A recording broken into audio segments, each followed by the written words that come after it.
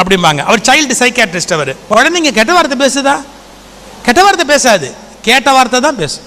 பையன் அப்பாட்ட கேட்குறான், பா பள்ளிக்கூடத்துக்கு வான்னு நான் சொன்னேனேப்பா, நீ வந்து பிரின்ஸ்பாலை பார்க்கவே இல்லையப்பா, நீ இனிமேல் வர வேண்டியதில்லைப்பா.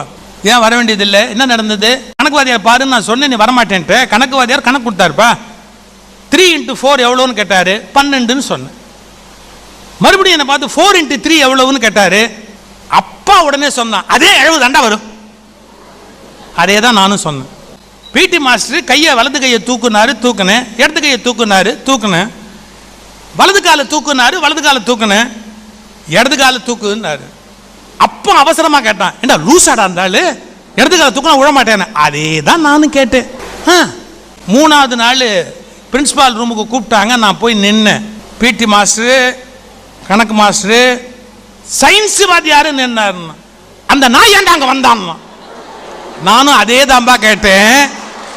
டிசியை கழிச்சு கையில் கொடுத்து, சிவி ராமன் நோபல் பரிசு பெற்ற விஞ்ஞானி, வேலைக்கு ஆள் எடுக்கிறாங்க.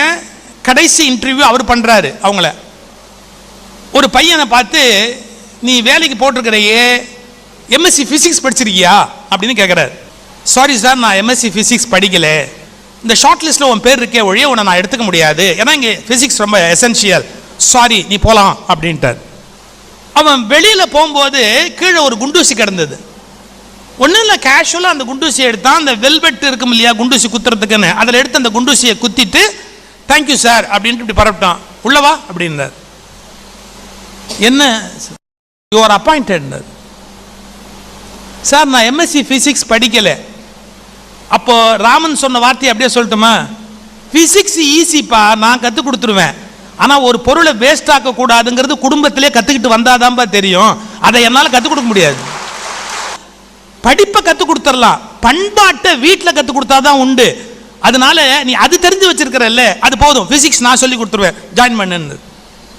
அதனால வீடு தான் பண்பாடு அப்படிங்கிறத ஒரு மனிதனுக்கு ஊட்டி வளர்க்கக்கூடிய மிகப்பெரிய நிறுவனம்.